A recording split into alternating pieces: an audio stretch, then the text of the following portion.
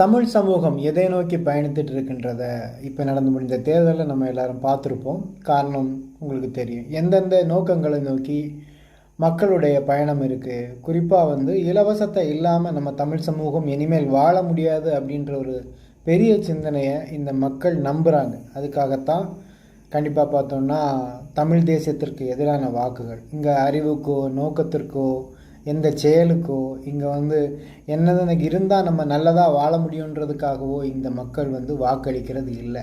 அதற்கான முழு உதாரணம் இது மூலமாக தெரியுது. சரி, இது ஒரு பக்கமாக இருக்க இங்கே என்னென்னா போலி அப்படின்ற ஒரு விடயத்தை உருவாக்குறது எளிமையாக இருக்குது. இந்த போலிகளுக்கு இருக்கக்கூடிய விண்பம் அதிகம். அதாவது என்னென்னா உண்மையை விட நடிப்புக்கு இங்கே ஆக்கங்கள் அதிகமாக இருக்குது. இந்த ஆக்கம் ஏன் அதிகமாகுது இந்த போலிக்கு அப்படின்னு பார்த்தோன்னா, இந்த போலிகள் எதை கொண்டு வர்றாங்கன்னா இந்த எளிமையாக கேளிக்கையை கொண்டு வர்றாங்க. இந்த கேளிக்கையில் மக்கள் முழுக்க முழுக்க விழுந்து அவங்களுடைய சிந்தனையையும் செயலையும் அவங்களுடைய கருத்தியலையும் எதையுமே யோசிக்காமல் ஏதோ தற்காலிகமாக எனக்கான ஒரு தேவை நடந்தால் போதும். இன்னொன்று முக்கியமாக கவலைப்பட வேண்டிய என்னென்னா குடும்ப சூழல். இப்போ பாருங்களேன்,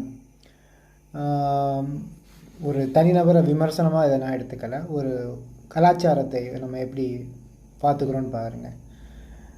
குடும்ப உறவுகளோடு வாழ்கிற மக்களான எந்த மனிதர்களும் தவறுகளை செய்ய மாட்டாங்க அப்படின்றத நம்ம தெளிவாக தெரிஞ்சுக்கிட்டால் போதும்.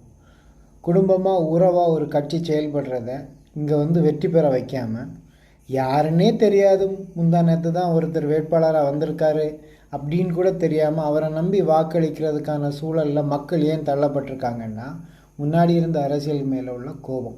ஆனால் அவங்க கோபப்பட்ட நியாயம்தான், கோபத்தில் எந்த தப்பும் கிடையாது. ஆனால் அந்த மாற்றங்கிற பேரில் அவங்க போய் வாக்களித்த நபர் குடும்ப வாழ்க்கையே இல்லாமல் சீரழிஞ்சு சின்னாபின்னமாக இருக்கிறார். அவருக்கு தோழி என்று கருதப்படக்கூடிய நபர் அவரை சந்திக்கிறதும் அவருக்கு பொது வெளியில் அவங்க பயணிக்கிறதையும் தமிழ் சமூகம் எளிமையாக ஏற்றுக்குது. ஒரு நடிகருங்கிறதுனால மட்டும் இல்லை, அந்த ஏற்றுக்கிற சூழலுக்குள்ளே தமிழ் சமுதாயம் வந்துச்சு. ஏன்னா இன்றைக்கி தமிழ் சமுதாயத்தில் நிறைய பேர் அந்த மாதிரியான கட்டமைப்பு வாழ்வியலை தான் வாழ்ந்துக்கிட்டு இருக்காங்க. இந்த சமூக ஊடகங்கள் குறிப்பாக எல்லா தொலைத்தொடர்பு எதுவான பின் எல்லாருக்கும் ஏதுவாய் கிடைத்த பின் எல்லாரும் என்ன நம்புகிறாங்கன்னா மறைமுகமாகவே வாழ்கிறது ரொம்ப நல்லதுன்னு. அதை இன்றைக்கி அரசியல் களத்தில் நேர்முகமாக ஒருத்தர் காணிக்கும்போது அவங்களுக்கு அது எளிமையாகப்படுது.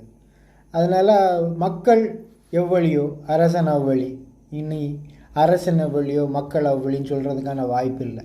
அது தமிழக அரசியல் மூலமாக நமக்கு தெரியுது.